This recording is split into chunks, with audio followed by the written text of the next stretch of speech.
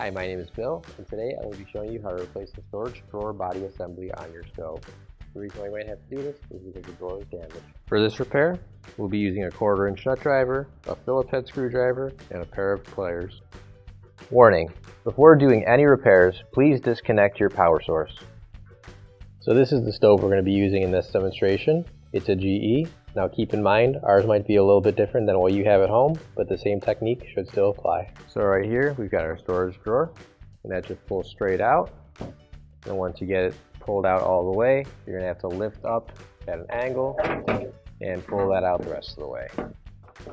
So now we're going to be taking everything off of the main body here. And this is if, for example, your body is damaged and it's not pushing in all the way, or it's pushing in really difficult. So what we're going to do is we're going to take off the front panel, and we've got a couple pieces on the sides as well. So we're going to use a screwdriver to unscrew this front panel here.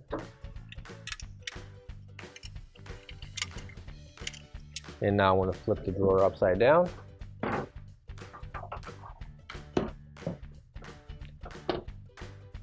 And we've got 2 more screws on the bottom here. And now the 2 pieces should separate from each other, just like this. And now on both sides of this drawer, we have these drawer supports and drawer glides. So we're going to have to take those out. So on the inside, there's these little clips. And what you're going to want to do is just squeeze in on the clips. And you should be able to pull the drawer slide out. And if it's a little bit tight, you can just use a screwdriver in order to help pop it out. And same thing on this side. Just push that out and it comes right out. And now we've got on this side clips that have to be squeezed on both sides. So if you can't squeeze it, like I'm having trouble here, you can just use a pair of pliers and that just pops right out.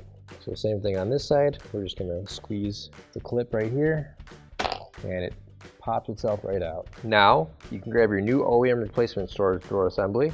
If you don't have one already, you can find one on our online store. So now we're going to put our drawer glides back in, and that bottom part will go in that hole, and it just simply goes straight through, like that. Same thing on this side, bottom going through first, and then it just snaps right in. And now for this side, the tab right there, just going to clip in like so, and then the other one snaps into place. There we go. And again on this side, putting that angled in piece first, and that clips in. So now we're going to put our storage drawer panel back on.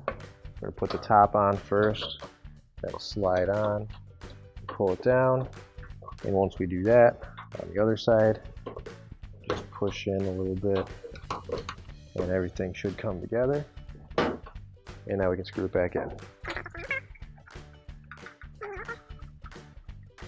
And now up here, making sure again the screw hole's lined up and putting it in. And now we can put our drawer back in. So we're going to angle that all the way so it gets past those notches right there. And you can set it down in place and push it back in. I just burned 2,000 calories. That is the last time I leave brownies in the oven while I nap.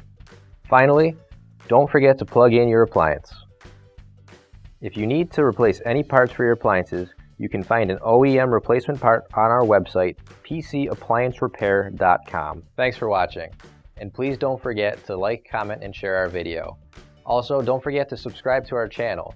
Your support helps us make more videos just like these for you to watch for free.